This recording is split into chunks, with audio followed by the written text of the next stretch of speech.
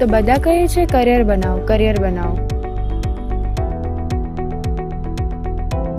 પરંતુ જે તેઓ કહી રહ્યા છે એમને ખબર છે ખરી કે ખરેખર કરિયર એટલે શું? લોકોને લાગે છે કે કરિયર એટલે કે ખાલી ભણી ગણીને લાઈફમાં સેટલ થવું. ચાલો આપણે સમજીએ કે કરિયર નકશો આપને સારું કરિયર બનાવવા માટે કેવી રીતે મદદ કરી શકે છે.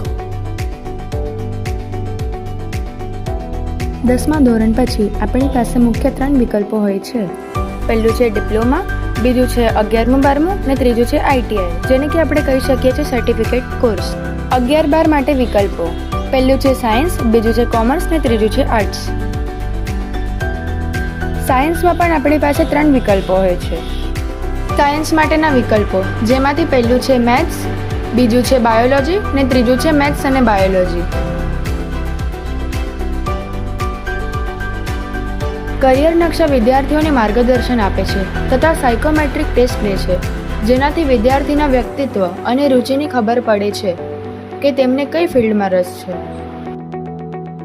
એડમિશન પ્રોસેસ એટલે કે લોકલ ઇન્ડિયન કોલેજ, યુનિવર્સિટી, ઇન્સ્ટિટ્યૂટમાં પ્રવેશ મેળવવા કરિયર નકશા વિદ્યાર્થી મિત્રોને સહાયતા કરે છે. અરે વાહ! કરિયર નકશા 15 મિનિટનું ફ્રી માર્ગદર્શન પણ આપે છે. આ તો જોરદાર છે નહીં? સાયકોમેટ્રિક ટેસ્ટ અને કરિયર નકશા વિશે હજુ જાણકારી મેળવવા માટે નીચે આપેલા કોન્ટેક્ટ ડિટેલ પર આજે જ સંપર્ક કરો.